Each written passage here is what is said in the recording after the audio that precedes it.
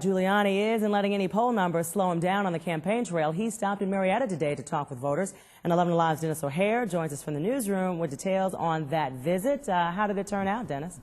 It was an enthusiastic group, Karen. Remember, Giuliani has one big lead in one big early state, Florida. Still, he's had a tough week. A warts and all profile in Newsweek, allegations about expenses when he was mayor, that testy YouTube debate on CNN, plus the Huckabee surge. So Giuliani used his Marietta stop to tell Republicans to refocus on beating Democrats. The former mayor was happy with the greeting he got from 93-year-old Maribel Billups. We must remember what he did for New York and for all of us. I want him to bring peace, not only to the United States, but to the world. You think he can do that? I think he can do anything.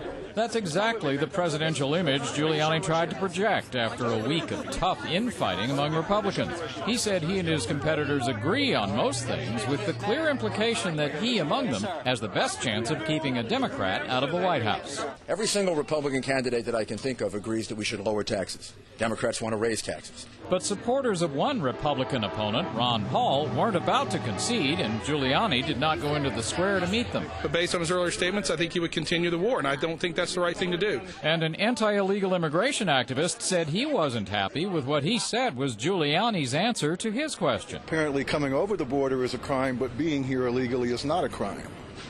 I then reminded him that re-entry is a felony, and we are deporting people for being here illegally. But the pro-choice Giuliani has the very public support of Georgia's pro-life House Speaker. And as I say often, my wife and I don't even agree on everything, so I support Rudy Giuliani. Now, national polls of Republican voters still show Giuliani slightly ahead. He trails in the early test states of Iowa, as you just mentioned, and New Hampshire. But as we mentioned, he has that big lead for the January 29th Florida primary. His Georgia stop was a chance to raise some money to keep that lead. Live in the newsroom, Dennis O'Hare, 11 Alive News. Sure won't be his last. Dennis, thanks. All right.